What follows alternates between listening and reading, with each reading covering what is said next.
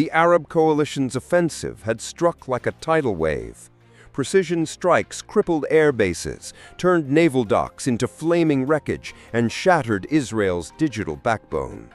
The Iron Dome, once a symbol of untouchable defense, now lay silent, overwhelmed, exhausted, defeated.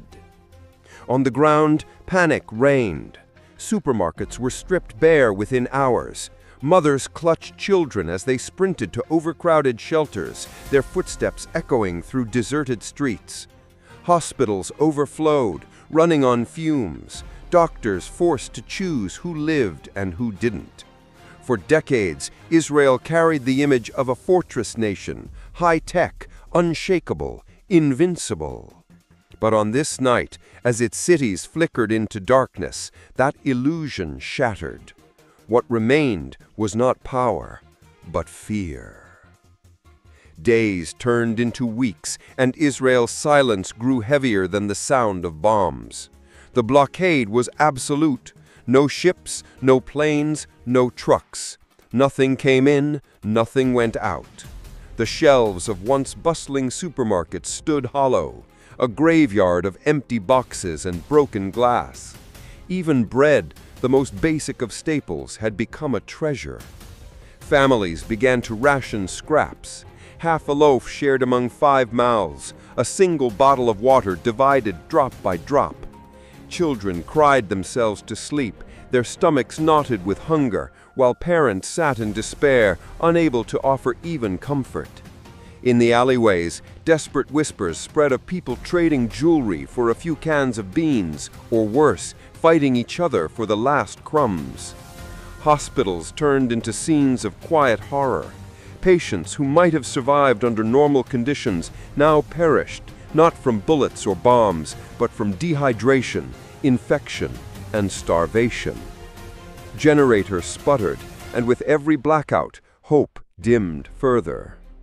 What had once been a nation of military power and technological pride now faced its most ancient enemy, hunger. And unlike missiles, hunger had no warning siren, no defense system, no escape. The war had done more than silence the streets. It had gutted Israel's economy from the inside out. Banks once humming with transactions now stood abandoned, their vaults empty and their systems offline. The stock exchange in Tel Aviv, once a temple of booming trade, was shuttered indefinitely, its digital tickers frozen on the day the markets died. The shekel, once steady, plunged into worthlessness. Entire life savings evaporated overnight. Families who had worked for decades awoke to find their wealth reduced to scraps of useless paper. Billion-dollar tech giants crumbled as investors fled, leaving behind glass towers that loomed like monuments to a vanished prosperity. Estimates whispered of losses in the hundreds of billions, numbers so staggering they barely seemed real. Factories closed, farms burned, and ports rusted in silence. A nation that once prided itself as a hub of innovation now traded in desperation and despair. On the streets, the fallout was clear. Professionals who once built satellites now scavenged for food in trash bins. Soldiers once trained for high-tech warfare now stood powerless in breadlines. The illusion of strength had collapsed, and beneath it lay a nation bleeding not just in battle, but in its very soul. From Cairo to Damascus, from Riyadh to Baghdad, a new chorus rose, a chorus not of fear, but of defiance. For the first time in generations, the Arab world moved as one. Fighter jets thundered across desert skies in coordinated formations. Warships cupped through the Mediterranean, their decks bristling with missiles. Columns of armored vehicles rumbled across the borders, their flags whipping in the wind like symbols of long-awaited vengeance. In Cairo, crowds filled Tahrir Square, chanting as convoys of troops rolled past. In Riyadh, mosques overflowed with prayers for victory, their voices blending with the roar of engines heading north. Damascus lit its skyline with fireworks, celebrating every new report of Israeli defenses crumbling. What decades of politics, diplomacy, and broken treaties had failed to achieve, the war had forged overnight. Unity. Generations raised on stories of loss now watched history bend in their favor. And as Arab leaders declared their common cause, their message was unmistakable. This was no longer a regional conflict. This was the rewriting of the Middle East itself. The war that began in the deserts of the Middle East had now shaken the entire globe. At the United Nations, chaos reigned. Emergency sessions collapsed into shouting matches. Western powers demanded restraint, while others accused them of hypocrisy.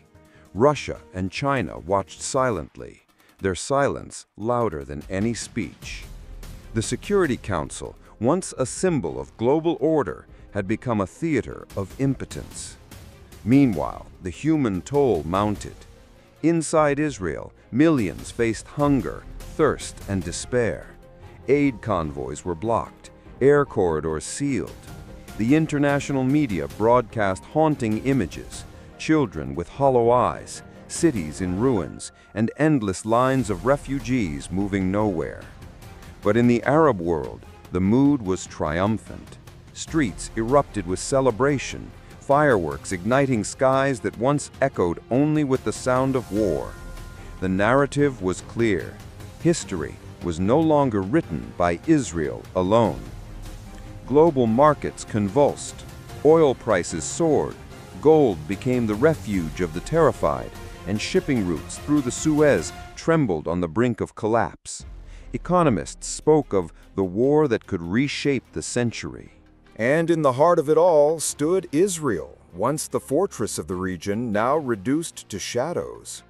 Whether it would rise again or vanish into the pages of history was no longer in its hands, but in the will of a world that had finally turned against it. The guns had not yet fallen silent, but already the world trembled from the aftershocks. In Washington, the White House scrambled to maintain fragile alliances, torn between supporting an ally and avoiding a global war it could not control. In Brussels, the European Union fractured. Some states demanded sanctions on Arab nations, while others sought oil deals to secure their survival. The Middle East, once dismissed as a region of endless conflict, was now the center of global power. Arab unity sent shockwaves far beyond the battlefield. Oil shipments were redirected, trade agreements rewritten, and old colonial ties shattered overnight. On the streets of New York, London, and Paris, protests erupted, some marching for peace, others demanding governments choose a side. The war had spilled into living rooms, classrooms, and trading floors, igniting divisions that no border could contain. For Israel, survival was reduced to a question of days. With borders sealed, resources gone, and allies hesitant, its people faced a future as uncertain as the world around them. The war was no longer just about territory. It had become a reckoning, and the planet stood at a crossroads, staring into a future where one conflict had the power to redraw the map of history itself. The war was no longer confined to battlefields. It had spilled into the veins of humanity. Millions of Israelis abandoned their homes, flooding highways with endless caravans of refugees. Once modern suburbs turned into ghost towns, their residents carrying nothing but plastic bags filled with scraps of memory.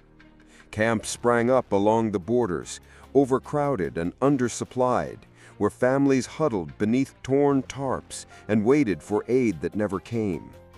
But the crisis was not theirs alone. Neighboring nations buckled under the weight of human waves.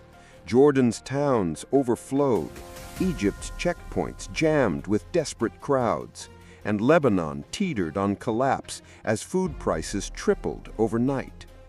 What began as Israel's downfall had spiraled into a regional catastrophe. The images were unbearable: infants with ribs showing, mothers begging for a sip of water, men digging through the garbage for something, anything to eat.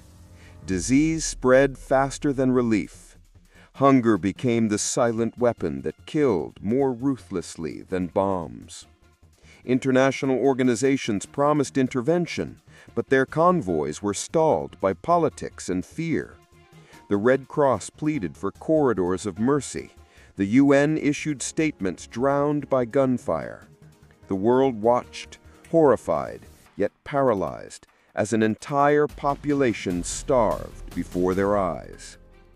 And so the war wrote its cruelest chapter, not with missiles or fire, but with the slow, grinding death of hunger and displacement.